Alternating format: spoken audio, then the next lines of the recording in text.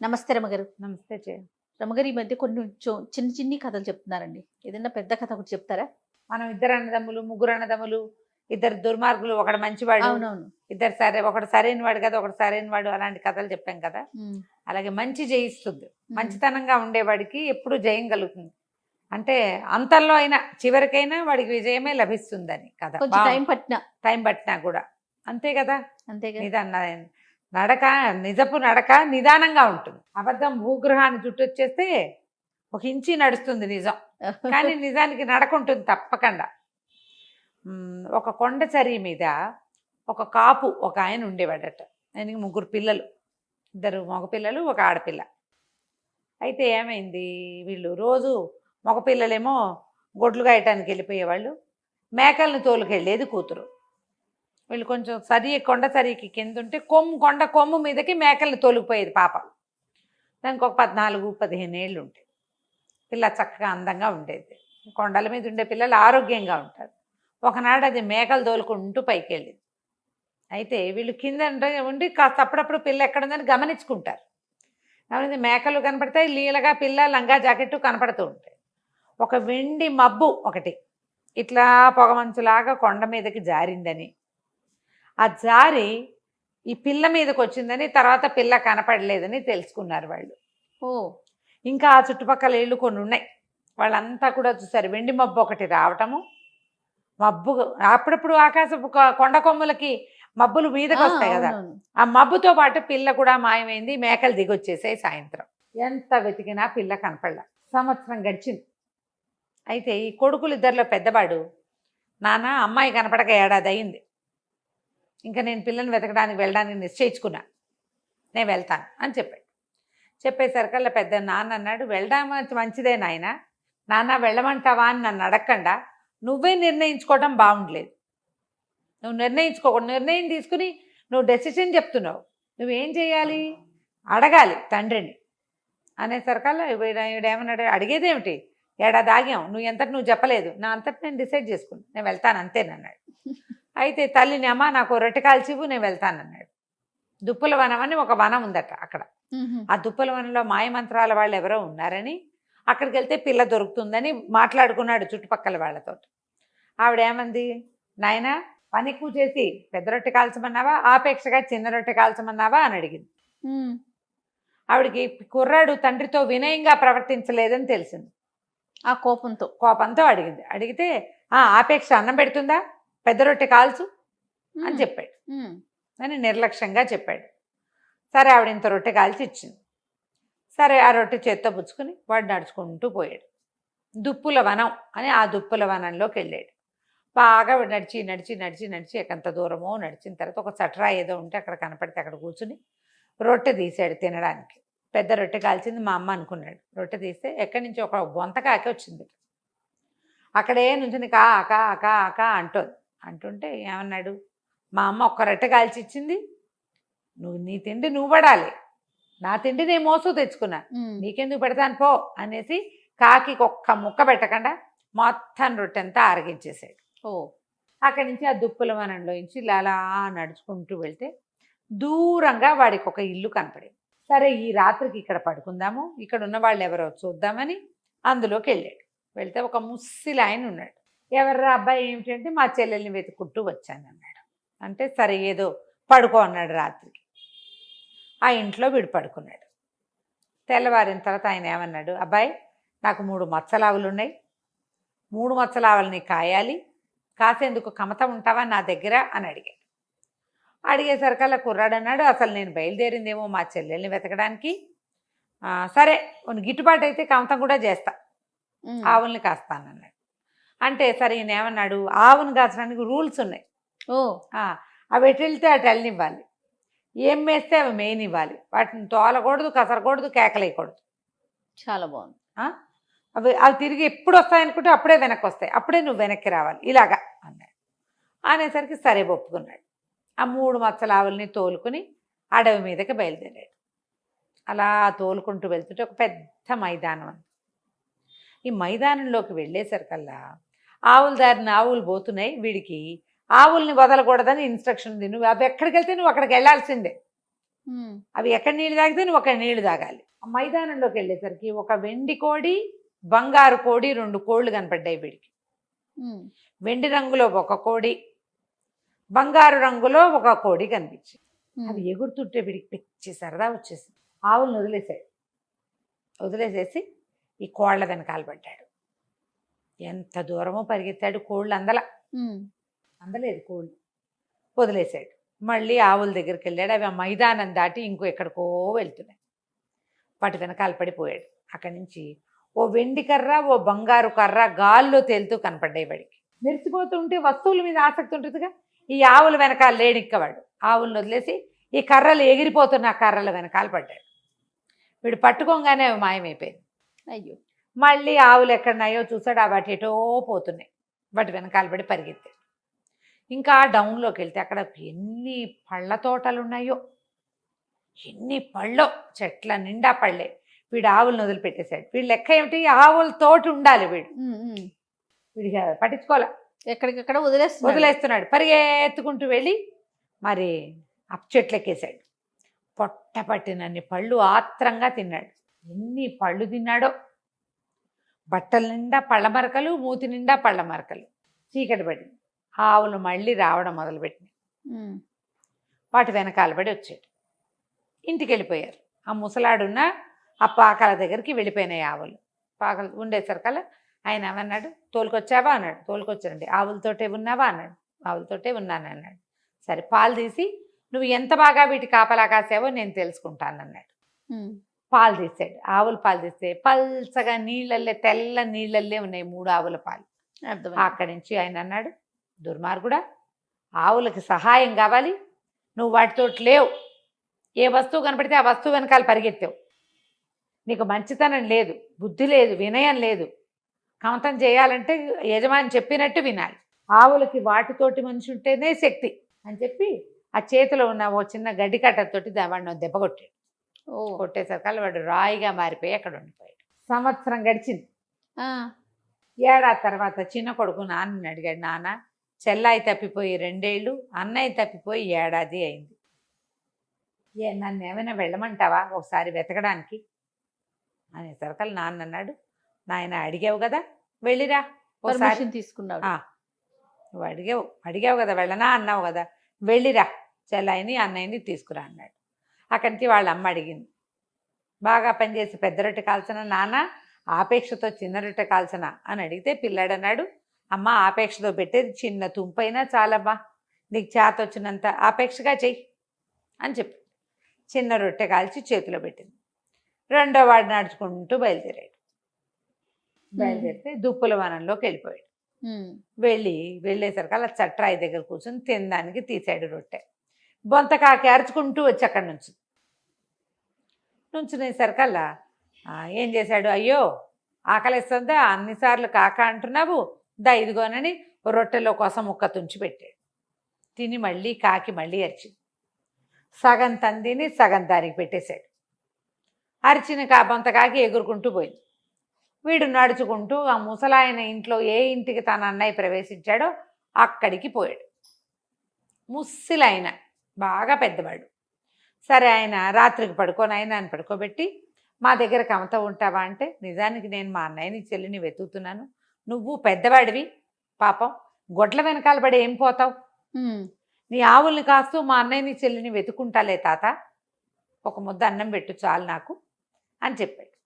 ఆవుల్ని తోలుకుని బయలుదేరాడు. ఆవులు మైదానంలోకి వెళ్ళాయి. వీడికి వింత కోళ్ళు 2 కనపడ్డాయి, వెండి రంగు కోడి, బంగారు రంగు కోడి. చాలా ఆసక్తిగా చూశాడు, కానీ వీటిని మనం ఏం చేసుకుంటాం అనుకొని వాటి జోలికి వెళ్ళాల. వాటి దారిన అవి తిరుగుతుంటే వీడి దారిన వీడు ఆవుల దగ్గర నుంచున్నాడు. పోయి ఆవులతో పాటు నడవటం మొదలుపెట్టాడు. అక్కడి నుంచి ఇంకా ముందుకెళ్ళి ఆవులు మైదానాలు దాటి అడవిలోకి ప్రవేశించాయి. అడవిలో ఒక వెండి పొన్ను కర్ర, ఒక బంగారు పొన్ను కర్ర గాల్లో ఎగురుతూ కనపడ్డాయి. అలాంటి కర్రలు చూస్తే ఉత్సాహంగా ఉంటుంది కుర్రాళ్ళకి. ఇట్లాంటివి గాల్లో ఎందుకు ఎగురుతాయి, ఏ మాయ మంత్రాలవో విచిత్రంగా అని వాటి జోలు మనకెందుకని ఆవుల మీద చేతులేసి వాటితో పాటు నడుస్తూ పోయాడు. ఇంకా దాటిన తర్వాత పెద్ద పళ్ళ చెట్ల వనంలోకి ప్రవేశించినాయి ఆవులు. వీడు పొద్దున్నే అన్నం తినొచ్చాడు. కడుపు నిండిన వాడికి మనకి పండెందుకు? పళ్ళుంటే మాత్రం ఆయన ఆవులతోటి ఉండాలి. ఆయన చెప్పిన రూల్స్ అవి ఎటు వెళ్తే అటు వెళ్ళాలి. అవి ఏం తింటుంటే వాటి దగ్గరే నువ్వు నుంచోవాలి. కన్ను మరుగు కాకూడదు, దగ్గరే ఉండాలి, తోలకూడదు. అవి తిరిగి వచ్చినప్పుడు తిరిగి రావాలి. అదే పెద్దవాడికి ఏ రూల్ చెప్పాడో చిన్నవాడికి అవే రూల్స్. ఆవులతో ఉండమన్నాడు కాబట్టి పళ్ళ చెట్ల దగ్గరికి వెళ్తే ఆవులు ఎటు వెళ్ళిపోతాయో, చెట్టు ఎక్కి కోసుకోవద్దు పళ్ళు. అవునవును. మనం పళ్ళ అయ్యావ ఎందుకు, ఇంటికి వెళ్ళిపోతే సాయంకాలం అక్కడే ఏదో రెండు రొట్టెలు తినొచ్చని కుర్రాడు వాడి జోలికి వెళ్ళాలి. అక్కడి నుంచి దూరంగా మంటలు కనపడ్డాయి. ఈ ఆవులు నడుచుకుంటూ ఆ మంటల వైపుకి వెళ్ళిపోయింది. వీడికి ఇన్స్ట్రక్షన్ ఉంది, ఆవును తోలకూడదు, కసరకూడదు, కేకలేయకూడదు. వీడు వాటితో పాటే వెళ్ళాడు. ఆవులు కసగందల పొగొస్తోంది, ఆ పొగ మధ్యలో ఇంచి వెళ్ళినాయి. వీడు కూడా సేఫ్గా వాటి వెనకాల నడుచుకుంటూ వెళ్ళిపోయాడు. అక్కడ బోళ్ళంత గడ్డి ఉంది. కడుపు నిండా గడ్డి మేసి 3 ఆవులు మళ్ళీ వెనక్కి తిరిగినాయి. తిరిగేసరికల్లా వెనక్కి తిరిగి వచ్చి పిల్లాడు కూడా వాడితో పాటు రెండో వాడు వచ్చేసాడు. వెనక్కి వచ్చేసి ఈ ముసలాయన దగ్గరికి వచ్చాడు. ముసలాయన అన్నాడు, బాగా కాసేవా ఆవుల్ని అంటే, బాగా కాసాను, వాటితో పాటే ఉన్నాను అన్నాడు. అనేసరికి సరే పాలు తీసి చూస్తానన్నాడు. పాలు తీసేసరికల్లా పాలు చిక్కగా పైన వెన తేలుతున్నట్టుగా ఉన్నాయి. ఓహో సరే అండి, అప్పుడు ఆవులకి నచ్చినట్టు చేసావన్నమాట.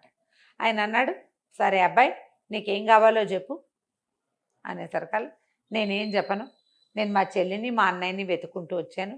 ఇక్కడ ఏదో రాతి బొమ్మ ఉంది, అదేమో మా అన్నయ్య లాగా ఉంది. గుర్తుపట్టాడు. మా అన్నయ్యలే ఉంది. మరి మా అన్నయ్య మా చెల్లి కావాలి నాకు. మీ రకం చూస్తుంటే మీరే మా అన్నయ్యని మా చెల్లిని తెచ్చారేమో అనిపిస్తోంది. మా అన్నయ్యని మా చెల్లిని మాకు ఇప్పించి తాత, నేను వెళ్ళిపోతానన్నాడు. అనేసరికల్లా ఆయన అన్నాడు రుసరుసలాడుతూ, తెచ్చాననుకో, మీ అన్నయ్యకి బుద్ధి లేదు, మంచితనం లేదు, వినయం లేదు, వాడికి గొడ్డు నప్ప చెప్తే జాగ్రత్తగా చూసుకోవటం రాదు. సరే కావాలంటే నీకు అట్లాగే ఇస్తా, నాకు 3 పనులు చేసి పెట్టు నువ్వు. ఈ 3 పనులు అయితే అన్నయ్యని ఇచ్చేస్తాడా? అన్నయ్యని ఇచ్చేస్తాను, మీ చెల్లిని కూడా ఇచ్చేస్తానన్నాడు. సరే చెప్పమన్నాడు. ముసలివాడు 3 కోరికలు చెప్పాడు. ఏం చెప్పాడు, ఈ కొండ అవతల అడవిలో, కొండ మీద కూడా వెళ్తుంది, ఒక అడవి దుప్పి ఉంది. దాని బ్రహ్మాండమైన కొమ్ములు, ఆడదుప్పి, అది కాళ్ళు చువ్వల్లా ఉంటాయి, మహావేగంతో పరిగెడుతుంది. ఆ దుప్పిని పట్టుకొచ్చి తెచ్చిపెట్టు నాకు, అది కావాలి. తర్వాత అవతల వైపు ఉన్న సరస్సులో ఒక ఆకుపచ్చ రంగు మెడ ఉన్న బాతు ఉంటుంది, అడవి బాతు. అతను సరస్సు చుట్టుపక్కలే ఉంటుంది, ఆ బాతును పట్టుకురా. తర్వాత కొండల మధ్యలో కోనేరు ఒకటి ఉంది, ఆ కోనేట్లో ఎర్ర రంగు మొప్పలు, ఆకుపచ్చ రంగు తోక, పసుపచ్చ మెడ కింద పసుపు తార ఉన్న ఒక అద్భుతమైన చేప ఉంది. ఆ చేపను తెచ్చిపెట్టి, జల చేప. ఈ 3 పట్టుకురా. మీ తమ్ముడు మీ చెల్లిని మీ అన్నయ్యని ఇచ్చేస్తానన్నాడు. వీడు ఎట్టా తెస్తాడు? సరే కుర్రాడు బయలుదేరుతానన్నాడు. అక్కడి నుంచి అడవిలోకి బయలుదేరాడు. బయలుదేరితే దూరంగా వాడికి ఆ దుప్పి కనపడింది. ఆడదుప్పి ఎత్తుగా ఉంది, దాని కాళ్ళు నిజంగా చాలా బలంగా ఉన్నాయి. ఇక పరిగెత్తింది, వీడు దాని వెనకాల పడ్డాడు. పడి పడి పడి ఏమనుకున్నాడు, ఒక జాగిలం గనక ఉంటే దీన్ని పట్టేస్తాను నేను అనుకున్నాడు. సడన్గా ఎక్కడి నుంచి వచ్చిందో పెద్ద కుక్క వచ్చింది. అక్కడి నుంచి కుక్క వీడు కలిసి దాన్ని కాసేసి ఆ దుప్పిని కట్టేశారు. ఆ దుప్పిని భుజాన్ని వేసుకున్నాడు, అడవిలో గుర్తుగా ఓ చోట పెట్టాడు. అక్కడి నుంచి ఇప్పుడు సరస్సు దగ్గరికి బయలుదేరాడు. బయలుదేరేసరికి అలా సరస్సు దగ్గరికి వెళ్ళేసరికి వాడు రోజులు పడతాయి ఈ పనులన్నిటికీ. ఈ పైన బాతు ఎగురుతోంది, ఆకుపచ్చ రంగు మెడ ఉన్న బాతు ఎగురుతుండేసరికల్లా బొంతకాకి మొట్టమొదట వీడు రొట్టె పెట్టాడు కదా, ఆ కాకి పైనుంచి ఎగురుతూ తనే ఒక్క పోటు పొడిచింది ఆ బాతుని. పొడిచేసరికల్లా బాతు కేరమంటూ కింద పడిపోయింది. టక్కిన పట్టేశాడు దాన్ని. మెడ పట్టుకున్నాక ఇంకా బాతు ఎక్కడికి వెళ్ళలేదు. ముందొచ్చిన కుక్కని కూడా ఈ కాకే పంపించింది వాడికి సహాయం కోసం. వాడి వెనకాలే తిరుగుతోంది అది. అక్కడి నుంచి ఏమైంది, జల చేప కోసం వీడు కోనేట్లోకి వెళ్ళాడు. కోనేట్లోకి వెళ్ళేసరికల్లా ఒక అడవి పిల్లి నీళ్ళల్లోకి దూకి ఆ చేపను లాక్కొచ్చి వీడి చేతికి అప్పచెప్పి. అవన్నీ ఎందుకు వచ్చినాయి, బొంతకాకి వల్ల వచ్చినాయి. అది అడవిలో ఉంటుంది కదా, అక్కడి నుంచి ఈ పిల్లిని, ఈ బాతుని, చేపని, బాతుని, ఆ దుప్పిని భుజాన్ని వేసుకుని ఈ కుర్రాడు నడుచుకుంటూ పోయి ఆ ముసలాయనకి అప్పచెప్పాడు. చెప్పేసరికి ఆయన మాయ మంత్రాల వాడికి తెలుసు ఏం జరిగిందో. ఈ 3 స్వాధీనపరుచుకుని లోపల పెట్టుకుని ఏం చేశాడు, ఈ రాత్రిలోగా ఉన్నాడు కదా అన్నయ్య, ఆ అన్నయ్యనేమో మనిషిని చేశాడు. లోపల మబ్బు లాంటి ఒక పదార్థంలో దాచిపెట్టిన పిల్లని కూడా బయటికి తీసుకొచ్చాడు. ఇదిగో మీ చెల్లి, సేవ చేయించుకునేందుకు తెచ్చుకున్నాను, వెనకాల పిల్ల మేకలు కాస్తుంది రోజు అని. నువ్వు మంచితనంతో మర్యాదతోటి ఈ పనులన్నీ చేసావు, మీ అన్నయ్యకి కూడా అది నేర్పించు, హాయిగా ఉండని అన్నయ్యని చెల్లిని తమ్ముడికి అప్పచెప్పాడు. వీళ్ళిద్దరిని వెంట పెట్టుకుని ఈ కుర్రాడు నడుచుకుంటూ ఇంటికి తీసుకుపోయాడు. ఆ బొంతకాకి ఎప్పుడైనా ఓసారి వీడి కొద్దీ స్నేహం కొద్దీ వాళ్ళ ఇంటికి వెళ్ళి కనపడుతూ ఉండేది. ఆ తర్వాత ఎప్పుడూ వాళ్ళు కొండ కొమ్ములు ఎక్కల, ఆ కొమ్ము ఎక్కకుండా కిందనే తిరుగుతూ పనిచేసుకుని హాయిగా ఉన్నారు. కథ కంచికి మనం ఇంటికి. సూపర్. నమస్తే. నమస్తే. నమస్తే రమ్మగారు. నమస్తే జయ. రమ్మగారు, బ్రహ్మరాత లేతే నుదుటి రాత ఇట్లా అంటూ ఉంటారు కదా, ఎందుకు ఇలా అంటారు? దీనికి సంబంధించి ఏదైనా స్టోరీ అలా ఏమన్నా ఉందంటారా? బ్రహ్మరాత అంటే దాన్ని తప్పించలేమంటారు. బ్రహ్మట మన బొమ్మలు చేసేటప్పుడు అంటే ఇప్పుడు వెంటనే జనాలంతా మీరేమిటి ఇది సైన్స్ లోకి ఇవేవో తెచ్చేస్తున్నారని పోట్లాడద్దు, కథల రూపంగా చెప్పుకోవటమే. మామూలుగా మనం ఏం చెప్తారంటే బ్రహ్మ మనకి బొమ్మలు చేసేటప్పుడు ఆడబొమ్మ మగబొమ్మ చేస్తారు, వాళ్ళని వదిలిపెడతాడు.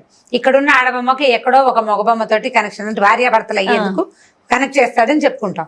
ఈ బొమ్మను చేసేటప్పుడట నుదుటి మీద 3 లైన్లలో రాస్తాడట. ఈ సాంస్క్రిట్ లో అయితే ఉంది, లలాట లిఖిత రేఖ పరిమార్ష్టం నశక్యతే అని. అంటే లలాట మీద నుదుటి మీద రాసిన రాతని చెరపటం మన వల్ల కాదు, బ్రహ్మ వల్ల కూడా కాదు, బ్రహ్మతరం కూడా కాదు. రాసిన రాత చెరపలేము, అది ఎలా జరగాలంటే ఇక అలా జరగటమే. ఆయన ఏం రాస్తాడు అంటే మరి ఆ టైంకి బట్టి అలా చెప్తారు. అయితే ఇది నిజమా కాదా అని ఇప్పుడు పురాణాలు ఆ పురాణం ఈ పురాణం తిరగేస్తే చాలా పురాణాల్లో ఇదే చెప్పబడే ఉంటుంది, మనం దాన్ని నమ్ముతాం అంతే. ఈ నమ్మకం మీద ఆధారపడి ఉంటుంది. బ్రహ్మరాత తప్పదు, విధి రాత తప్పదు, నుదుటి రాత తప్పదు, ఇవే పదాలు మనం మార్చి మార్చి కర్మవశాత్తు జరుగుతుంది ఇలాంటివే మాట్లాడుకుంటాం. మన కర్మ సిద్ధాంతం మీదే మన ఇండియా అంతా నడుస్తూ ఉంటుంది, అంతే కదా. అయితే దీని మీద మంచి మంచి సరదా కథలు ఉన్నాయి జయ. ఇది పెద్ద మ్యాటర్, నిజానికి ఎంత సీరియస్ ఇష్యూ. అవును, దీని మీద కూడా మనం సరదాగా కథలు చెప్పుకోవచ్చు. అయితే ఒక కథ చెప్తాను చూడండి. ఒక రాజుగారికి ఒక కూతురు ఉంది. రాజుగారి కూతురు భార్య భర్త రాజు రాణి ఇద్దరు ఉన్నారు. వాళ్ళకి లేక లేక పుట్టింది ఈ కూతురు. ఆ పిల్ల పేరు సుశీలట. అయితే ఏంటంటే రాజుగారికి ఒక మేనల్లుడు ఉన్నాడు, రాణి గారికి కూడా ఒక మేనల్లుడు ఉన్నాడు. అంటే రాజుగారికి చెల్లెలు కొడుకు, రాణి గారికి ఒక అక్క కొడుకు ఉన్నారు. ఈ కొంతకాలానికి పిల్ల కాస్త పెద్దదైంది, 14 ఏళ్ళు అలా వచ్చినాయి. వస్తే ఏమైందంటే రాజుగారు అన్నాడు పిల్లకి 14 ఏళ్ళు వచ్చినాయి, ఇంకా పెళ్లి చేసి మనం అల్లునికి రాజ్యం ఇచ్చేసేద్దాం అని చెప్పాడు. రాణిగారు సంతోషించింది, రెడీగా ఉంది పెళ్లి కొడుకు పేరు చెప్పడానికి. అయితే రాజుగారు అన్నాడు రేపే మా చెల్లెలు కొడుకుని పిలిపిస్తాను, వాళ్ళందరికీ ఉత్తరాలు రాసేస్తే అందరూ వచ్చేస్తారు, నేను చక్కగా సరదాగా పెళ్లి చేసేసి పట్టాభిషేకం చేసేద్దాం అన్నాడు. అయ్యో, రాణిగారు కొళ్ళు మండింది. మీ చెల్లెలు కొడుకు ఎవడు మధ్యలో, నేను పుట్టింట్లో పురుడు పోసుకున్నాను, అప్పుడే మా అన్నయ్యకి చెప్పాను, మా అన్నయ్యకి మాట ఇచ్చాను మీ అబ్బాయికి నా పిల్లని ఇస్తానని. వాళ్ళే నేను మన పిల్ల పుట్టంగానే మా అన్నయ్య గారి అబ్బాయికి మనసులోనే ఊహించుకుని పట్టాభిషేకం చేసేసుకున్నాను, కాబట్టి నా పిల్లని నేను మా అన్నయ్య కొడుకే ఇస్తాను. కాదురమ్మ గారు, రాజరికాల్లో కూడా ఇలా ఉన్నాయా? ఉండేవి, ఎందుకు ఉండవు? ఒకతే పిల్ల ఉంది. జనరల్ గా మనం మామూలు మన లైఫ్ స్టైల్లో చూస్తాం, మన ముందు తరాల వాళ్ళు ఖచ్చితంగా మేనరికాలకే ఇచ్చి చేసుకునేవాళ్ళు బయటికి ఇవ్వకుండా. కానీ రాజుల్లో కూడా అంటే జానపద గాథల్లో అంటే ఇప్పుడు ఎలా అంటే ఒకతే పిల్ల ఉందనుకో జయ రాజుగారికి, ఇప్పుడు పిల్లని ఎవరో బయట వాడు ఎవడికో ఇస్తే వాడెవడికో రాజ్యం పోకుండా తమ రక్త సంబంధం తమకి సంబంధించిన వాడికి ఇస్తే తమ వంశానికి ఇబ్బంది లేకుండా ఉంటుందని ఫీల్ ఉంటుంది కదా, బంధువులకి చుట్టుపక్కలకి ఇబ్బంది లేకుండా ఉంటుంది. దానికోసం వాళ్ళు ఆలోచించారు. రాజుగారికి నచ్చల, మీ అన్న కొడుకు ఎవడు మధ్యలో, పిల్ల నా పిల్ల, రాజ్యం నాది, మా చెల్లెలు కొడుకు ఇస్తాను, మా చెల్లెలు కూడా నాతో పాటు ఈ రాజ్యంలో పుట్టింది, దాని కొడుకు ఈ ఊళ్ళోనే పుట్టాడు, మా చెల్లెల కొడుకు ఇక్కడే పుట్టాడు.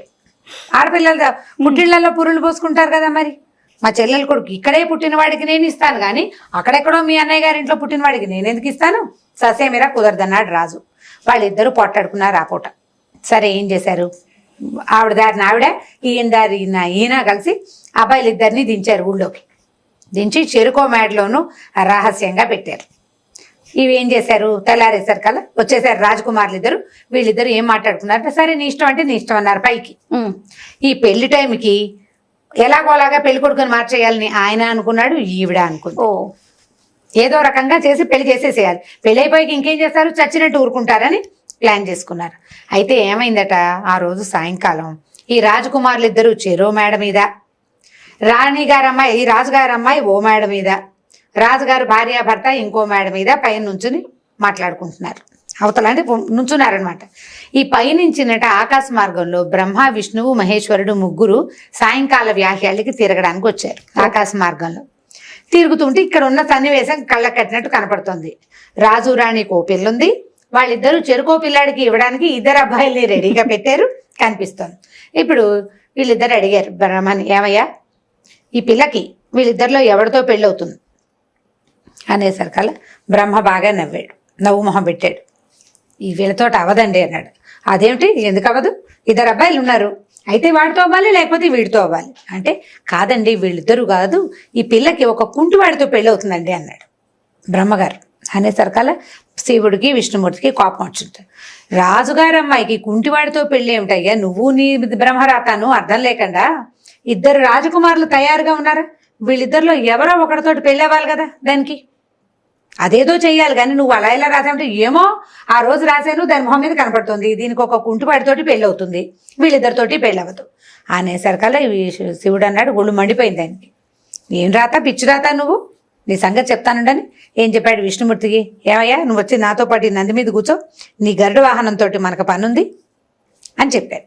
చెప్పేసరికల్లా సరే వాళ్ళిద్దరూ మాట్లాడుకుంటుంటే ఈ లోపల ఈ బ్రహ్మగారు బాగా చుట్టూతా చూస్తే ఒక దూరంగా ఒక కుర్రాడు ఒకడు నడిచి వెళ్తున్నాడు. వాడు ఏంటంటే కుంటివాడు, ఇట్లా గూనిగా వంకరగా ఉన్నాడు. వాడేనండి ఈవిడ పెళ్లి కొడుకు అన్నాడు. మహేశ్వరుడికి విష్ణువుకి చెప్పాడనమాట.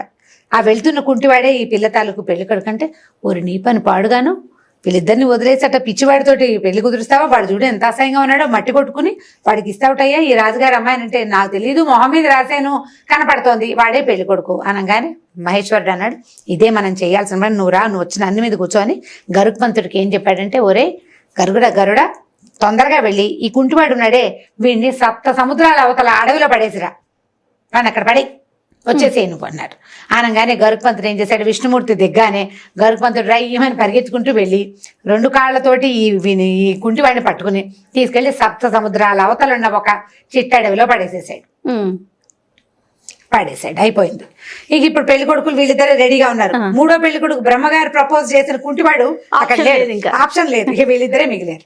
అక్కడి నుంచి ఏమైంది, రాత్రికి అంతా పెళ్లి సన్నాహాలు జరుగుతున్నాయి, అంతా కోలాహలంగా ఉంది.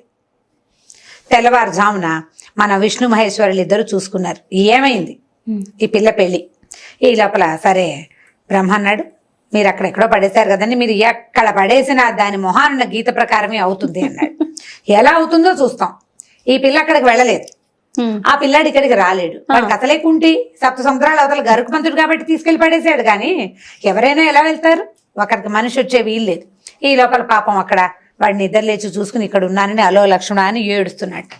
ఏడుస్తుంటే ఈ పై సంచారం తిరుగుతున్నారు కదా దేవతలు, వాళ్ళు అంటున్నారు, అయ్యో పాపం పిచ్చి వెధవా, వీడిని తెచ్చి ఇంత దూరం పడేసాము, వాడికి అన్నం పెట్టకపోతే ఎట్లా, అందుకని గరుడ ఆ రాజుగారి ఇంట్లోకి వెళ్ళి అక్కడ ఏదైనా ఆహార పదార్థం కనబడితే తీసుకెళ్లి వాడికి పడేవయ్యా అన్నారు. సరే గరుత్మంతుడు ఏం చేశాడు, ఆ రాజుగారి అంతఃపురంలోకి వెళ్ళాడు. అక్కడ ఇంతంత గూన కావిళ్ళు ఉన్నాయి. కావిళ్ళు అంటే ఇప్పుడు మనం పెళ్లిళ్ళకి కావిళ్ళు ఇస్తాం కదా, పెద్ద పెద్ద భుజాల మీద వేసుకుంటారు, అటో బుట్ట ఇటో బుట్ట పెట్టి కావిళ్ళు పెడతారు. ఈ పెళ్లిళ్ళలో ఏంటంటే సారి పెట్టడానికి పువ్వులని, పళ్ళని, స్వీట్లు, హాట్లు అవన్నీ ఈ మధ్య ఏదో సినిమాలో కూడా చూపించారు. పాత రోజుల్లో ఉండేవి. గూన కావిడి ఏదో కనపడంగానే వీడేం చేశాడు, ఈ కావిడి ఎత్తుకెళ్ళి వీడు అనకూడదు పాపం గరుత్మంతుడు, ఈ కావిడిని ఎత్తుకుని తీసుకెళ్లి ఆ కుర్రాడు ఎదురుగుండా పడేసాడు. పడేసేసరికి ఆ కుర్రాడు అందులోంచి కొంచెం పిండి వంటల వాసన వస్తున్నాయి. ఏదో పిండి వంట వాసన వస్తుంది, ఈ కావిడిలో ఏముందో చూద్దామని ఆ కావిడి మూత తీసాడు, ఆ బుట్టని మూత తీసాడు. బుట్టలో నుంచి ఓ పిల్ల బయటకు వచ్చి చెక్కమని వాడి మెడలో ఓ దండేసింది. అక్కడి నుంచి కింద నుంచి అది కూర్చుంది దేని మీద కూర్చుని దాంట్లో నుంచి ఎత్తి తలంబరాలు ఎత్తి వాడి నెత్తి మీద పోసింది. పోసేసరికి వాడు నిర్ఘాంతపోయాడు, అమ్మాయి ఎవరు నువ్వు, నేనేదో ఆహారం కోసం తీసాను, ఏమిటి నా మెడలో దండేసావు, ఇదంతా ఏమిటంటే, నేను ఫలానా రాజుగారి అమ్మాయిని, అయితే మా అమ్మ నాన్న నా పెళ్ళి ఎవరితో చేయాలని పోట్లాడుకున్నారు, ఆ మేనబావ ఈ మేనబావ ఇద్దరు తయారుగా ఉన్నారు, మా నాన్న మేనత్త కొడుకుతో పెళ్లి చేస్తాడేమోనని మా అమ్మ నీకు కావిడిలో కూర్చోబెట్టింది, కావిడిని మా మేనమావ గారింటికి మేనమావ కొడుకు దగ్గరికి పంపిస్తాను, దిగ్గానే బావ మెళ్ళ దండేసేసి తలంబరాలు పోసేయండి, ఎదురుగుండా ఉన్నవాడే పెళ్లి కొడుకు అని చెప్పింది మా అమ్మ. నువ్వే కనపడ్డావు, నీ మెళ్ళ దండేశాను, నీ మీద తలంబరాలు పోసాను అని అనేసరికల్లా తెల్లబోయారు. సరే వాడేం చేశాడు, బయటకి అమ్మాయిని బయట తీసుకొచ్చి కూర్చోబెట్టుకున్నాడు. కిందేవో కావిడి కదా పట్టుకొచ్చింది, 2వ దాంట్లో తినుబండారాలనే ఇద్దరు తింటూ కూర్చున్నారు. ఏం జరుగుతుందో మరి వాళ్ళకి తెలియదు. వాడు ఎలా వచ్చాడో వాడికి తెలియదు. ఈ పిల్ల సడన్ గా ఇక్కడికి ఎలా వచ్చిందో ఆ పిల్లకి తెలియదు, వాడికి తెలియదు. కాసేపు గడిచింది. ఈ లోపల ఏమైంది, తెల్లారిపోయింది. పెళ్లి కూతురు కనపట్టలేదని రగడ వచ్చేసింది. అక్కడ పిల్లేది, పెళ్లి కూతురు లేదు. అతను ఈవిడేమో కావిట్లో కూర్చోబెట్టింది, కావిడే లేదు ఇప్పుడు. ఆ కావిడ ఎవరింటికి చేరిందంటే ఎవరింటికి చేరలా. ఆ పెళ్లి వాళ్ళ ఇంట్లోనూ చేరలేదు, ఈ పెళ్లి వాళ్ళ బిల్డింగ్ లోకి చేరలేదు. దాంతో ఈవిడేం చేసింది, తన తప్పు బయటపడిపోతుంది కదా, నోరు గట్టిగా నొక్కుని దేవుడి మందిరంలో కూర్చుని ఏడ్చుకుంటూ కూర్చుంది. చెప్పలేదు ఆవిడ, పిల్లని కావిట్లో కూర్చోబెట్టాను అని చెప్పాల. చెప్తే తన తప్పు బయటపడిపోతుంది కదా. సరే, పెళ్లి కూతురు లేకపోయేసరికల్లా ఇద్దరు పెళ్లి కొడుకులు సిగ్గుపడి సగంలో ఆగిపోయిన పెళ్లిళ్లతోటి వాళ్ళిద్దరు కాస్త వెళ్ళిపోయారు. సరే సార్, బ్రహ్మ విష్ణు మహేశ్వర్లు తెల్లారింది బాగా ఈ హడావిడంతా తీరాక ఈ పిల్లకి ఎవరితో పెళ్ళయిందో చూద్దామని వచ్చారు. పెళ్లి లేదు, ఏమీ లేదు. పెళ్ళైతే చూస్తే అక్కడ ఉంది. తీరా అక్కడికి వెళ్ళేసరికల్లా ఆ కుర్రాడు పిల్ల ఇద్దరు ఉన్నారు కదా, వాళ్ళ అడవిలో ఉన్నారు.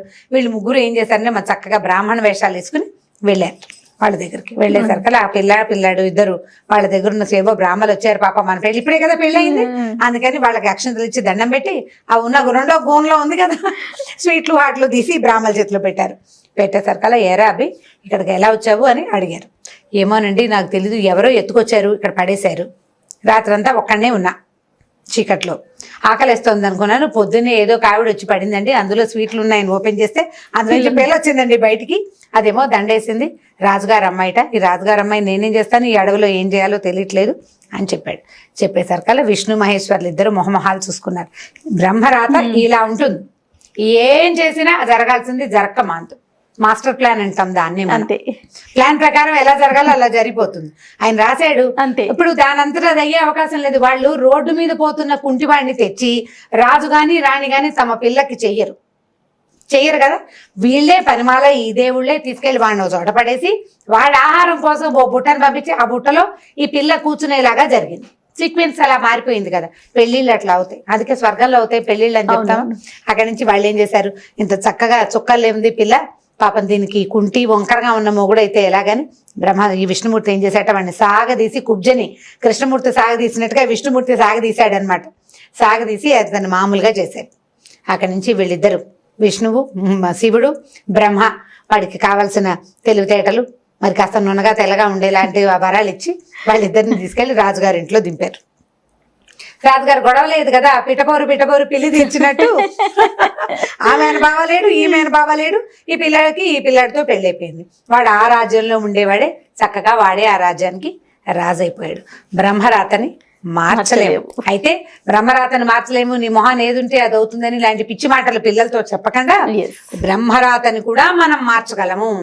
పట్టుదలతో, మన పట్టుదలతోటి నీకు బాగా మార్కులు రావు, ట్రై చేసి సంపాదించు. నీకు పని చేత కాదు, ట్రై చేసి నేర్చుకో. నేను నేర్చుకుంటున్నాను, నువ్వు కూడా నేర్చుకో అని ప్రయత్నం చేయాలి. మనుషులు గట్టిగా పట్టుకుంటే అంటే ఇప్పుడు ఇలాంటివి ఏవో సీక్వెన్సులు జరిగిపోతాయి. కానీ సాధారణమైన వాటి అన్నిటికీ మన భ్రమరాతి ఇంతే నుదుటిరాతి ఇంతేనని పిచ్చిగా అనుకోకూడదు, నెగిటివ్ గా తీసుకోకూడదు. ప్రయత్నం చేసి ముందుకి వెళ్ళాలి. ఈ కథ సరదాగా చెప్పుకోవడానికి బాగుంటుంది, మనం తెలుసుకోవడానికి మొదటిది. పిల్లలు చెప్పడానికి బాగుంది కదా, బట్ దీన్ని ఒరవడిగా తీసుకోకూడదు. మనం ప్రయత్నం చేయాలి. మానవ ప్రయత్నం గట్టిగా చేస్తే బ్రహ్మదేవుడు కూడా దిగి రావాల్సిందేనని చెప్తారు. కాబట్టి ప్రయత్నం చేసుకోవాలి. పిల్లలకి అది చెప్పాలి. దాంతోపాటు ఈ కథను కూడా చెప్పుకుంటే బాగుంటుంది. మనం చెప్పే చాలా కథలు చెప్పామా, అందులో ఇది ఒక కథ. మనిషి అనుకుంటే సాధ్యం కాదు ఏది లేదు. ఇప్పుడు చంద్రుడి మీదకి ఎక్కిపోతున్నాం కదా మనం. ఎగ్జాక్ట్లీ, అదే. ఓకే రమ్మ గారు, ఇంకొక స్టోరీతో మళ్ళీ కలుద్దాం తప్పకుండా. నమస్తే రమ్మ గారు. నమస్తే. ఏదైనా మంచి కథ చెప్పండి, మంచి సరదా కథ చెప్పండి రమ్మ గారు. అంటే ఇది సరదా అనుకోవద్దు, ఏమిటో సరదాకి వినడానికి తేడా ఉందా? ఏదైనా ఒక ప్రత్యేకమైన కథ అనుకో. ఓకే. మామూలుగా మనం ఏవో కొన్ని చెడ్డ పనులు చేస్తూ ఉంటారు, కొంతమందికి బ్యాడ్ హ్యాబిట్స్ ఉంటాయి, మానేయాలనుకుంటారు కదా, మానేయాలనుకుంటారు. ఏదో ఒక సందర్భంలో మళ్ళీ కెలుతూ ఉంటుంది, లోపల పురుగు మసులుతూ ఉంటుంది, మళ్ళీ చేసేస్తారు. అప్పుడు ఏదైనా ఒక బ్యాడ్ చెడ్డది జరిగిందనుకో, ఒక జరగకూడదు ఒక దురదృష్టకర సంఘటన జరిగితే మనం మొదలెట్టడం వల్లే జరిగిందని అనిపిస్తుందా? అవును, ఆ శంక ఉంటుంది కదా. ఆ శంకని గురించి చెప్పే కథ ఇది. తప్పకుండా. పూర్వం అంటే ఒక పల్లెటూళ్ళలో కొంచెం అడవికి మోపుగా ఉన్న ఊరట అది. ఒక కాపు యువకుడు ఉండేవాడు. కులం కాదు, ఈ గొడ్లు కాసే వృత్తి వాళ్ళది, వ్యవసాయ పనులు చేసేవాడు. ఏవో గొడ్లు కూడా ఉండేవి వాళ్ళకి. క్రమంగా విసుగు పుట్టింది. వీడు భలే సాహసి ఆ కుర్రాడు. వాడికి బాణం వేయటం చాలా ఇష్టమట. ఎంత దూరానికైనా వేసేసేవాడు, గురి తప్పేది కాదు. అయితే ఏమైంది, వాడికి ఎన్నాళ్ళు ఈ వ్యవసాయ పనులు చేస్తాం, ఎంతసేపు ఏటేళ్ల కాలం పని చేస్తూనే ఉండాలి కదా, మనకి బోళ్ళంతా విలువిద్యొచ్చు, ఏదైనా 2 జంతువులను కొడితే రోజు గడిచిపోతుంది అలా అనిపించి అడవిలో లేళ్ళని, దుప్పుల్ని, కుందేళ్ళని వేటాడుతూ ఉండేవాడు. వాడి భార్యకి అంత పెద్ద నచ్చేది కాదుట ఈ పని చేయటం. అలా ఎందుకు, మనకి గొడ్లు గోదా ఉన్నాయి, మన గొడ్డును ఎవరైనా కొడితే మనకి ఎట్టా ఉంటుంది, మరి బాధ కదా. బాధగా ఉంటుంది కదా. అందుకని వద్దనేది, కానీ అతను వినేవాడు కాదు. ఇది సులువు, ఆహారం ఈజీగా వచ్చేస్తుంది, ఎవరికైనా అమ్మేస్తే డబ్బులు వచ్చేస్తాయి, మారకం వస్తుంది. అప్పుడు మారక వస్తు మార్పిడి ఉండేది కదా, అవును కదా. అందుకని ఇలా చేసేవాడు. బాగా కొట్టేసేవాడు. ఎవరికైనా ఏదైనా ఒరే దుప్పి కావాలరా రేపు మా ఇంట్లో భోజనాలు ఉంటే మధ్యాహ్నం వెళ్ళి పట్టుకొచ్చేసేవాడు. బాగా చేయగలిగేవాడు. అయితే ఏమైందట, ఒకసారి వీడు అడవిలో ఏదో ఒక జంతువులను కొట్టడానికే వెళ్ళాడు. వెళ్తే ఒక చోట ఏదో బూరా ఊదినట్టు ఎవరో మనుషులు మసులుతున్నట్టు కనపడింది. అక్కడ ఒక పెద్ద పందిరి లాంటిది ఉండి కొంచెం ఒక పక్కకి అడ్డం వేసింది. పందిరే, ఏమిట్రా అని పందిరి దగ్గరికి వెళ్ళాడు. ఎవరున్నారో తెలియకుండా దూసుకెళ్ళిపోకూడదు కదా. సరే యువతలే నుంచుని చూస్తే 3 పొట్టి వాళ్ళు కనిపించారట, మరుగుజ్జులు, పొడుగాటి అంగీలు, కుచ్చుట్టు తలపాగాలు పెట్టుకుని ఏమిటో చేస్తున్నారు. వాళ్ళు ఏం చేస్తున్నారు, ఒకడేమో పొయ్యి ఎగసని తోస్తున్నాడు, పొయ్యి వెలిగించింది, పొయ్యి పైకి పుల్లలు తోస్తున్నాడు. రెండో వాడు ఒక పాత్రలో, ఒక పెద్ద పాత్ర ఉంది, దాని మీద పాలు పోస్తున్నాడు. మూడో వాడు ఆ పాలను ఏదో ఇట్లా కళ్ళి తిప్పుతున్నాడు. కళ్ళి తిప్పుతుంటే చూస్తున్నాడు, ఏదో చేస్తున్నారు వీళ్ళని తెలిసింది. ఆ పాలు అవి కాగి ఇంకా అందులో ఏమిటేమిటో వేస్తున్నారు, తీపి వాసన వస్తుంది. వీళ్ళు ఏదో తీయటి వంటకం చేస్తున్నారు. కాకపోతే రాక్షసుల పట్ల ఎలాంటి భయాలు ఉంటాయో మరుగుజ్జు వాళ్ళ పట్ల కూడా ఆ ప్రాంతంలో భయాలు ఉండేవి. వాళ్ళకి మాయమంత్రాలు వచ్చని, ఏదో ఓం భీం బిషని మాయం చేస్తారని అలాంటి భయాలు ఉండేవి. దాంతో వాడి దగ్గరికి వెళ్ళాల, తను వాళ్ళకి కనపడకుండా ఉన్నానని కూడా భావించాడు. ఓకే. ఒక చెట్టుకి బాగా చాటు చేసుకుని ఇట్లా మొహం మాత్రం బయట పెట్టుకుని చూసుకుంటున్నాడు. సగం మొహం పెట్టాడు బయట. వంటకం ఏదో అయిపోయాక ఆ పొట్టి వాళ్ళలో ఒకడు ఒక బూరా తీసి ఊదాడు. పీ అని ఊదంగానే ఎన్ని పశువులు అన్నట, ఎన్ని గొడ్లో ఆవులు గేదెలు అన్నీ వచ్చేసి వాకిట్లో నుంచింది. ఆ బూరా వల్ల వచ్చినాయని తెలిసింది. ఓ సరే, వాళ్ళు ఏం చేశారు, ఈ బూరా పక్కకు పెట్టి ఏ అబ్బాయి ఇట్రా నువ్వు అని పిలిచారు. పిలిచేసరికి ఆశ్చర్యపడి, పేరు పెట్టి పిలిచేసరికి ఏదో రాముడు వాడి పేరు. సరే, నా పేరు ఎట్లా తెలుసు వీళ్ళకి అని ఆశ్చర్యపోయాడు. తర్వాత వాళ్ళు ఏం చేశారు, 3 పదార్థాలు 3 బౌల్స్లో ఉన్నవి చూపించారు. రారా అబ్బాయి, దా ఇక్కడ కూర్చో, మాతో పాటు కూర్చో అని చెప్పి 3 బౌల్స్ చూపించి, ఈ దీంట్లో 3 నీకు ఏది కావాలో తీసుకుని తాగమన్నారు. 3 3 పదార్థాలు చేసి పెట్టారు వాళ్ళు.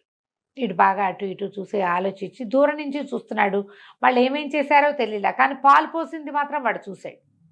ఆ పాలతో చేసిన దానిలాగా కనపడుతున్న తెల్లటి పదార్థం ఎత్తుకుని తాగాడు. తాగానే చప్పట్లు కొట్టారు వాళ్ళు. భలే సెలెక్ట్ చేసావురా, నీకు కావాల్సిందే చేసావు, సరే బాగుంది అని చెప్పి ఏం చేశారు, అందులో ఒక వెండి బూరా తీసి చేతులు పెట్టారు. ఈ బూరా ఉంచుకో, ఈ బూరా ఊదటం చాలా సులువు, నువ్వు ఈ బూరా ఉంచుకుని ఇలాంటి బూరాలు ఎన్నైనా తయారు చేసి నీ చుట్టుపక్కల వాళ్ళకు కూడా ఇవ్వచ్చు. ఈ బూరా ఊదితే ఎక్కడెక్కడ పశువులు వచ్చేస్తాయి. బయట ఎక్కడ పశువులను వదిలిపెట్టావు, నువ్వేం చేయక్కర్లా, మీ ఇంట్లో కూర్చోవచ్చు, వాటిని తోలక్కర్లా, నువ్వు ఊస్తే అవి వచ్చేస్తాయి ఎక్కడున్నా సరే అని చెప్పారు. చెప్పి అబ్బాయి జంతువులను కొట్టకరా, హాయిగా వ్యవసాయ పనులు చేసుకో, గొడ్లు కాచుకో, దేన్ని బాణం వేసి కొట్టద్దు అని చెప్పారు. చెప్పాక వీడు కాస్త అటు ఇటు చూసరికి మొత్తం టింగమని ఆ పాకతో సహా మాయమైపోయింది. అన్నీ మాయమైపోయినాయి. వాళ్ళు పెట్టిన 3 బౌల్స్, వండిన పాత్ర, ఆ పొయ్యి, ఈ 3 పొట్టివాళ్ళు, పందిరి అన్నీ పోయి వాళ్ళు ఇచ్చిన వెండి బూరా మాత్రం అక్కడే ఉంది. ఓ స్వచ్ఛమైన వెండితో చేసినట్టు కనపడుతోంది. తను ఆశ్చర్యపోయాడు. ఆ బూరా ఊదేసరికల్లా బోలెడన్న ఆవులు ఎక్కడి నుంచి వచ్చాయో ఇతను వెనకాల రావటం మొదలుపెట్టాయి. ఇంటికి తీసుకొచ్చుకున్నాడు. భార్యకి చెప్పాడు, ఇట్లా పొట్టి వాళ్ళు కనపడ్డారని, వాళ్ళు ఇట్లా బూరా ఇచ్చారు, బూరా ఊస్తే మన పశువులు మన దగ్గరకు వచ్చేస్తాయి, ఎక్కడైనా తప్పిపోయిన పశువు ఉన్నా వచ్చేస్తుంది అనేసరికి భార్య చాలా సంతోషించింది. చూడు ఎంత మంచిదో, వాళ్ళు చక్కగా చెప్పారు కాబట్టి వాళ్ళ బోధ వల్ల నువ్వు మానేసావు, ముందు నుంచి నువ్వు నాకు కొట్టడం ఇష్టం లేదు అని చెప్పి సంతోషంగా ఉన్నారు. కొద్ది రోజులు అలా గడిచి వీడికి అప్పుడప్పుడు చేతులకు వచ్చి దురద పుట్టేవి, బాణం వేసేసేయాలని. ఆలోచించి ఒకరోజు ఏం చేశాడు, భార్య చూడకుండా ఆవుల్ని అడవికి తోలుకెళ్ళి ఒక విల్లంబులు పట్టుకెళ్ళి ఒక పైన ఎక్కడో కొండ మీద కనపడినటువంటి ఒక లేడీని కొట్టాడు. మామూలుగా ఏం చేసేవాడు, ఇంటికి వచ్చేటప్పుడు వాకిట్లో ఉండగానే ఆవులు వచ్చేవి అతని వెనకాల పీ అని బూరా ఊదేవాడు. వీడు వచ్చినట్టు తెలిసి భార్య రోజు ఎదురొచ్చేది సరదాకి. అదే. మామూలుగా బండి శబ్దం కాగానే మా భార్యలు బయటకు వచ్చి చూస్తారు కదా, అట్లా. అయితే వీడు బూరా నోరు పగిలిపోయింది, వీడికి నోరంతా నెప్పెట్టింది. ఎన్నిసార్లు ఊదినా ఎంతసేపు ఊదినా అమ్మాయి రాలే బయటికి. ఆశ్చర్యపడి ఏమైపోయింది భార్య అంటే, ఇల్లుగానే ఉంది, పెళ్ళం లేదు ఇంట్లో, ఆవులు ఉన్నాయి, బూరా బుత్తి ఆవులు వస్తున్నాయి, భార్య మాత్రం రావట్లా. ఇక ఎంత వెతికినా ఆ భార్య అతనికి దొరకలా. ఏం చెయ్యాలో తెలియలే. అయితే ఏమైంది, కొద్ది రోజులు గడిచే దీనంగా ఉన్నాడు ఇంట్లో, ఏదో అన్నం వండుకుంటున్నాడు. ఈ ఆవులు గివులు ఉన్నాయి కదా, మరి వ్యవసాయం చేసుకుంటున్నాడు. ఆవులను తోలుకెళ్ళేవాడు, తీసుకొచ్చేవాడు. ఒక దిగాలుగా అయిపోయాడు భార్య లేకపోయేసరికి. కొద్ది రోజులు గడిచేసరికల్లా ఇతని తాలూకు స్నేహితుడు ఒకడు ఎక్కడో ఒక చోట ఎదురుపడ్డాడు. అన్న మొన్న భలే ఘటన జరిగిందన్న, ఫలానా రోజు ఏం జరిగిందంటే, నేను ఆవులు తోలుకొస్తున్నాను, మరి కొండ మీద ఒక లేడీ కనపడిందన్న, ఎంత అందంగా ఉందో, ఇంత కళ్ళు, భలే బాగుంది. దూరం నుంచి ఎవడో వేటగాడు ఆ లేడీని కొట్టాడన్నా, నేను చూస్తుండగానే లేడీ మాయమైపోయిందన్నా అని చెప్పాడు. చెప్పేసరికల్లా వీడికి ఏమనిపించింది, అది ఏ రోజు జరిగింది, తను లేడీని కొట్టిన రోజు. వీడు చూసింది ఆ లేడే, ఓకే అనుకో, ఆ కొట్టింది తనే. లేడీ అక్కడ పడిపోయి ఉండాలి కదా, మరి తనైతే వెళ్ళల, వీడు వెళ్ళి లేడీని తెచ్చుకోలే. వీడు మాయమైపోయిందని చెప్తున్నాడు. తన భార్య మాయం అవ్వడానికి అదే కారణం అని అర్థమైంది. అతనికి కనెక్ట్ చేసుకున్నాడు. అట్లా దిగాలుగా ఉండేవాడు, ఏం చేయాలో తెలిసేది కాదు. అయితే ఏమైంది, మళ్ళీ ఒకరోజు ఇట్లా రోజు అడవికి వెళ్ళి వచ్చేవాడు. భార్య ఎక్కడైనా కనపడుతుందేమో అని వెతికేవాడు, ఆ పొట్టివాళ్ళు కనపడతారేమోనని వెతుక్కుంటూ ఉండేవాడు. ఒకనాడు మళ్ళీ ఆ ముగ్గురు పొట్టివాళ్ళు అతనికి పాయసం చేస్తూ కనపడ్డారు. దగ్గరికి వెళ్ళేసరికి మాయమైపోయారు. తెగ ఏడ్చట, నేను పొరపాటు చేశాను, ఏం చేయాలో తెలియట్లేదు నాకు అని ఏడిస్తే, ఆ రోజు రాత్రి అతని కల్లో ఆ ముగ్గురు పొట్టివాళ్ళు కనిపించారు. ఓకే. కనిపించి, నీకు బూరా ఇచ్చాం, ఎన్ని పశువులనైనా పిలుచుకోవచ్చు, మీకు ఆవుల్ని మీ ఇంట్లో ఉంచుకొని నువ్వు మళ్ళీ కొండ మీదకి వెళ్ళి ఊదేమంటే ఇంకా కొన్ని ఆవులు నీ దగ్గరకు వచ్చావు. ఎంత సంపద, మరి ఎంత పాజిటివ్ సంపద. నువ్వు లేడీని కొట్టడం వల్లే నీ భార్య మాయమైపోయింది. నువ్వు బుద్ధిగా ఉన్నావా, ఏడాది తిరిగేసరికి నీ భార్య నీ ఇంటికి వచ్చేస్తుంది. మళ్ళీ బాణం తీయకూడదు, అప్పుడు నీ భార్య నీ ఇంటికి వస్తుంది. దుఃఖించుకో, నువ్వు చేసిన తప్పుకు పరిహారం ఉండాలిగా. ఆ పరిహారం కోసమే సంవత్సరం పాటు భార్యా వియోగం. నువ్వు కొట్టావు ఒక లేడీని, అది ఒక పెద్ద మొగలేడికి భార్య, వాడు పోగొట్టుకున్నాడు కదా, వాడు మళ్ళీ జతకట్టేదాకా నీ భార్య నీకు రాదు. బాగుంది అనేసరికి ఆ దుఃఖం మానుకొని అప్పటి నుంచి అలా నిదానంగా ఉంటా మొదలెట్టాడు. మర్నాడు లేచి తన విల్లు అంబులు ఉన్నాయి కదా, అవన్నీ వెదురు కర్రలతోటే కదా చేసుకునే వాళ్ళు, పల్లెటూరు వాళ్ళు, అవి రెండు విరిచి పొయ్యిలో పెట్టాడు. ఇంకెప్పుడు నేను విల్లంబులు ముట్టుకొని నా భార్య నా దగ్గరకు వస్తే చాలండి. సంవత్సరం తిరిగాక ఆ అమ్మాయి కొండ మీద నుంచి నడిచొచ్చింది. ఆ అమ్మాయికి అది ఒక రోజు అని తెలీదు, ఒక సంవత్సరం అని తెలీదు, ఒక రోజు అనుకుంటోంది. ఏడాది పాటు తను ఎక్కడో ఉన్నానని తెలియదు. ఆ పూటే చూశాను భర్తను అనుకుంటుంది, పొద్దున వెళ్ళాడు సాయంత్రం వచ్చాడు అంతే. కథ కంచికి మనం ఇంటికి. బాగుంది రమ్మగారు. నమస్తే. నమస్తే రమ్మగారు. నమస్తే చెయ్య. ఏదైనా మంచి స్టోరీ చెప్పండి రమ్మగారు. సాధారణంగా మనం చదువుకున్న వాళ్ళు, జ్ఞానం కలిగి ఉన్న వాళ్ళ ప్రత్యేకతే వేరుగా చెప్పుకుంటాం. Knowledgeable people. నాలెడ్జ్ ఎక్కడి నుంచి వచ్చేస్తుంది, సహజంగానే కొంచెం ఐక్యూ ఉన్నవాళ్ళు ఉంటారు, చురుగ్గా తెలివిగా యాక్టివ్గా ఉంటే చదువు వాళ్ళ ఐక్యూని బాగా పెంపొందిస్తుంది. అప్పుడు వాళ్ళకి రకరకాల విషయాలు తెలుసుకునే అవకాశం లభిస్తుంది. ఒట్టి ఐక్యూ ఉన్నవాడు కొన్ని చోట్ల రాణిస్తాడు, కానీ వాడికి చదువుతోటి ఆ ఐక్యూని పదును పెడితే వాళ్ళు ఇంకా అద్భుతంగా రాణిస్తారు. దాన్ని ప్రూవ్ చేసే ఒక కథ. పిల్లలకి, నువ్వు తెలివిగల పిల్లలు, నువ్వు తెలివైన వాడివి, చదువుకుంటే ఇంకా రాణింపుకొస్తావని చెప్పాలి. చదువుకుంటే నీకు చాలా రకాల విజ్ఞానాలు వస్తాయి. నువ్వు తెలివి ఒకటే కదా, చురుగ్గా ఉంటారు చూడు కొంతమంది పిల్లలు. అసలు ఇవాళ రేపు ఈ జనరేషన్లో చురుకుదనం లేని పిల్లలు లేరమ్మా. అవునండి. అతి చురుకు, అవును. ఏం చేసుకోవాలో తెలియదు ఆ మొత్తానికి. అలాంటి వాళ్ళే ఉంటున్నారు. అవును. పిల్లలు చదవకుండా ఉంటే చదువు ఎలాంటి ఫలితాన్ని ఇస్తుందో ఈ కథ చెప్పచ్చు. బాగుంది, మంచి కథ. పూర్వం ఒక అగ్రహారంలో ఒక ఆయన ఉండేవారు, ఇద్దరు మగపిల్లలు. ఆయన చాలా పేదవాళ్ళు వాళ్ళు. అయితే ఏదో చిన్న వృత్తి వాళ్ళది, పౌరోహిత్యం లాంటివి నేర్పించుకున్నారు. రెండో పిల్లడు భలే తెలివిగా ఉండేవాడు. ఆయనకి ఏమనిపించింది, పెద్దవాడు ఎట్లాగో మన ఇంటి పనులు, ఇంటి వ్యవహారము, మన క్లయింట్స్ ఎవరున్నారో వాళ్ళని మన ఊరు వరకు చూసుకుంటాడు. చిన్న ఊర్లో ఎంత డబ్బు వస్తుంది, ఎంత పేరు వస్తుంది, మనం ఉన్న ఊళ్ళో ఏదో భుక్తి గడుస్తుంది, అంతే. మర్యాదకు లోటు లేకుండా ఉంటుంది. కానీ పిల్లాడు చాలా తెలివిగా ఉన్నాడు. వీడిని పెద్ద చెరువులో ప్రవేశపెట్టాలి, పెద్ద చోట. అందుకు ఈ పిల్లవాడికి ఏదైనా చదువు చెప్పించాలని అనుకున్నాడు. కొద్దిగా కొంచెం వయసు వచ్చాక ఏం చెప్పాడంటే, నాయన నిన్ను తీసుకెళ్ళి ఎక్కడైనా పెట్టే ఓపిక లేదు నాకు. నోట్లో 4 ముక్కలు వచ్చు, దారిన పోతూ నలుగురికి 4 మంచి మాటలు చెప్తూ గురువుని వెతుక్కో, చదువుకో నువ్వు అని చెప్పాడు. ఆ కాలం ఏంటంటే, ఈ పిల్లల్ని రోడ్డు మీద పంపిస్తే ఎటాగండి అని అనే కాలం కాదు. అదేలే. బ్రాహ్మణులకి భోజనం పెట్టేవాళ్ళు, అవకాశాలు లభించేవి. కొంచెం బ్రాహ్మణ గుర్రాలు వెళ్తే అయ్యగారు వంట చేసుకోండి అని సామాన్లు ఇచ్చేసేవాళ్ళు. వంట చేసి తిని 2 పూట్ల ఆ ఊళ్ళో ఆగి మళ్ళీ వెళ్ళిపోవచ్చు. అప్పుడు అసలు ఫెసిలిటీస్ కావాలన్న గోలే లేదు జయ. అవునండి. పంచలో ఒక చిన్న పంచ వరండా ఉంటే వరండాలో కాస్త పొయ్యి పెట్టుకుని, ఒక గిన్నె మట్టి కుండ ఉంటే కుండతో అన్నం వండేసుకుని, కాస్త ఒక కూర చేసుకుని, కూర అన్నం వాళ్ళు మజ్జిగ ఇస్తే మజ్జిగ పోసు తింటే ఆ రోజుకి వెళ్ళిపోయింది. రాత్రికి పాలు పళ్ళు కూడా చాలు, అంత అన్నం తినేసేవారు. పంచలో ఒక చాప పడుచుకుని పడుకుంటాము. మనకు మళ్ళీ దుప్పట్లు కావాలి, రగులు కావాలి, గోలు కావాలి, ఏమీ లేవు. ఏసీలు, ఫ్యాన్లు అసలు లేవు. పిల్లోలు కూడా క్యారీ చేస్తారు తెలుసా రమ్మ గారు, అదే పిల్లో మీద నిద్ర పట్టిద్దని. నా పిల్లోనే కావాలి, నా బొంతే కావాలి, మా రగ్గే కావాలి, బోల్డనున్నాయి ఇప్పుడు. అప్పుడు జీవితాలు అట్లా ఉండేవి కాదు. ఒక విద్యార్థి 15-16 సంవత్సరాల వాడు రోడ్డు మీదకి పోయాడు ఇట్లా కట్టుబట్టలతోటి చదువుకోవటానికి. చదువుని వెతుక్కుంటూ వెళ్ళాడు.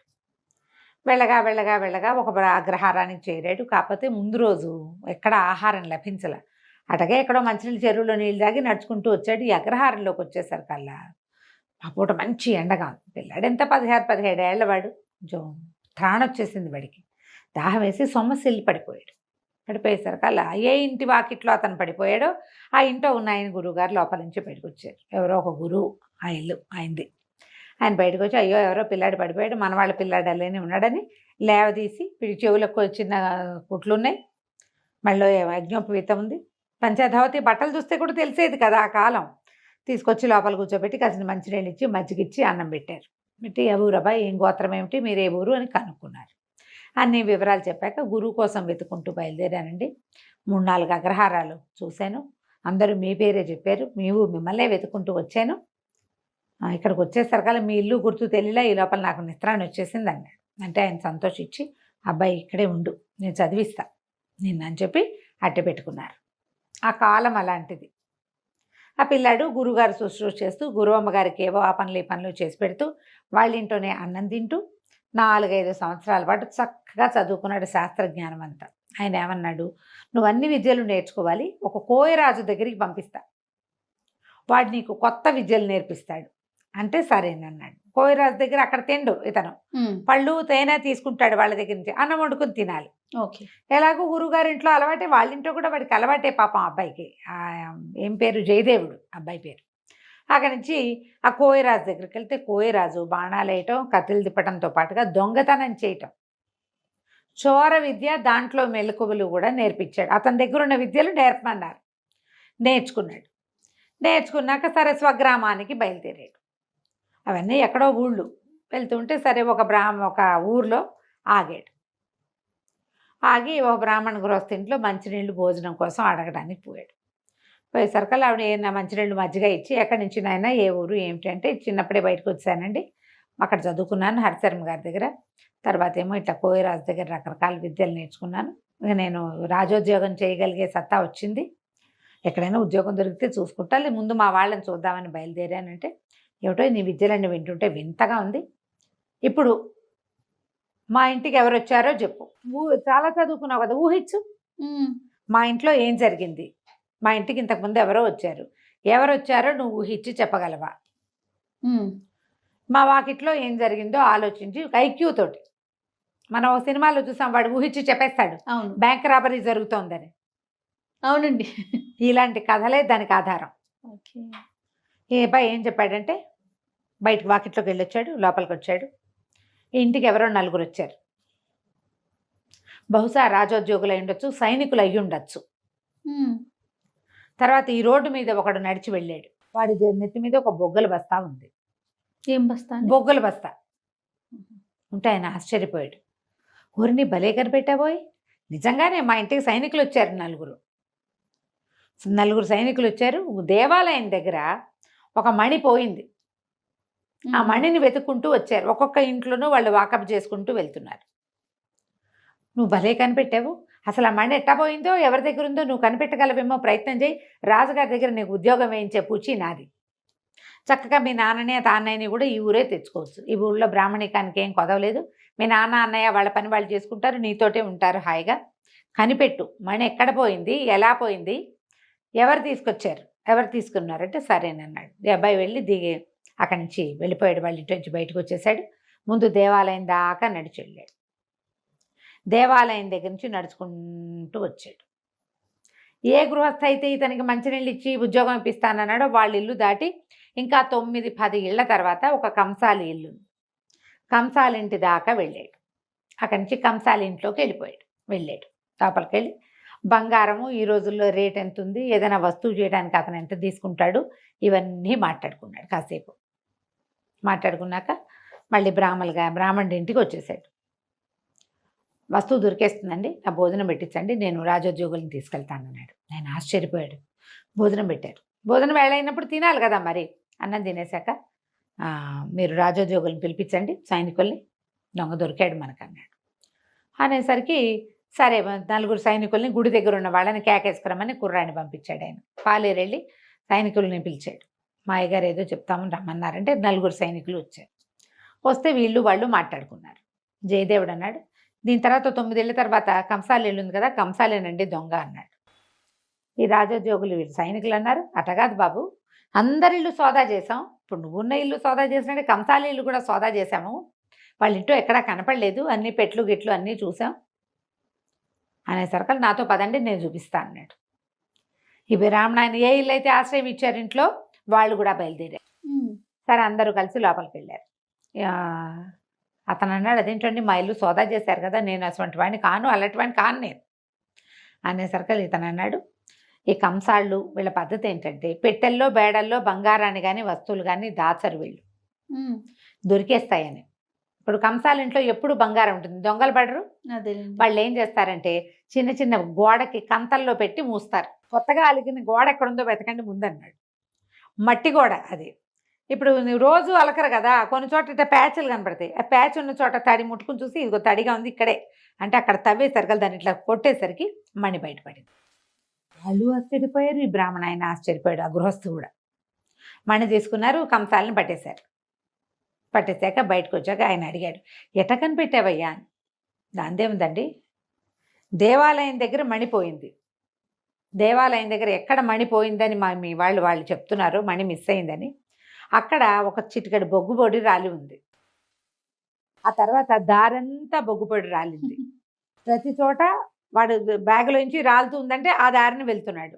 తర్వాత ఎక్కడైతే బొగ్గుపొడి రాలి ఉందో అక్కడ అడుగులు నిదానంగా వేసినట్టు, మధ్యలో ఒక్క అడుగు వెనక్కి వేసినట్టు కనపడుతుంది. తన్నెవరినైనా వెంబడిస్తున్నారేమోనని వెనక్కి తిరుగు చూశాడు ఆ బొగ్గులు బస్తా పట్టుకున్నవాడు.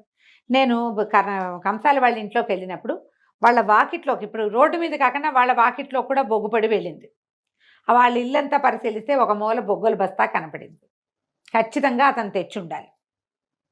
అతను ఏం చేశాడు, మణి ఎక్కడ దొరికింది, దొరకగానే మణి చేత్తో పుచ్చుకొచ్చినా జేబులో వేసుకొచ్చినా అంతది తెలిసిపోతుంది. అందుకని ఏం చేశాడు, ఒక బొగ్గుల బస్తా కొనుక్కొచ్చుకొని అక్కడ పెట్టి బొగ్గుల బస్తాలో దాన్ని వేసేసాడు. బొగ్గుల బస్తా మోసుకుంటూ వచ్చాడు. వచ్చిన తర్వాత అడుగడుక్కి ప్రతి 10 అడుగులకి ఓసారి వెనక్కి తిరిగి చూసుకుంటున్నాడు. వెనక్కి తిరిగి చూడాలంటే ఇటా తిరగలేదు, నెత్తి మీద బస్తా ఉంది కదా, ఒక అడుగు వెనక్కి వేస్తే కదా వెనక్కి తిరగాలట్టు. మనిషి పూర్తిగా సగపడైనా తిరిగితే గానీ కనపడదు అవతల భాగం. అంతేగా. బస్తా ఉన్నవాడు ఎట్టా మరగమల ఎట్టా చూస్తాడు, చూడలేకపోతాడు కదా. అందుకని 11 అడుగులు ముందుకి, 1 అడుగు వెనక్కి కనపడుతున్నాయి. అవి కొంచెం అడుగులు మాసిపోయినాయి, అంటే చాలా సేపు అయిందనమాట. మరి మా ఇంటికి సైనికులు వచ్చారని ఎట్టా కనిపెట్టావయ్యా అంటే, దాందే ఉందండి, సైనికులు కవాతు చేస్తున్నట్టు నడుస్తారు, మరగమల ఎట్ట పడితే ఎట్టా ర్యాండమ్గా నడవరు. అడుక్కి గ్యాప్ కూడా కరెక్ట్గా ఉంటుంది, వాళ్ళకి అలవాటు. 4 రోళ్ళు 8 జతలు, అది కూడా సేమ్ గ్యాపులతోటి. కాబట్టి ఖచ్చితంగా వాళ్ళు సైనికులు అయి ఉంటారని ఊహించాను. వాళ్ళు మీ ఇంట్లోకి వచ్చారు, వాళ్ళ మీ వాకిట్లో మట్టి మీద కూడా సేమ్ అడుగులు ఇవి కనపడుతున్నాయి. వాళ్ళు మీ ఇంట్లోకి వచ్చారు, వచ్చింది రాజ సైనికులు అని తెలిసింది. వీళ్ళకంటే ముందే అతను వెళ్ళిపోయాడు సైనికుల కంటే, ఎందుకంటే అతని అడుగులు మీ వాకిట్లో చెరిగిపోయినాయి, ముందే వెళ్ళి దాచేసుకున్నాడు.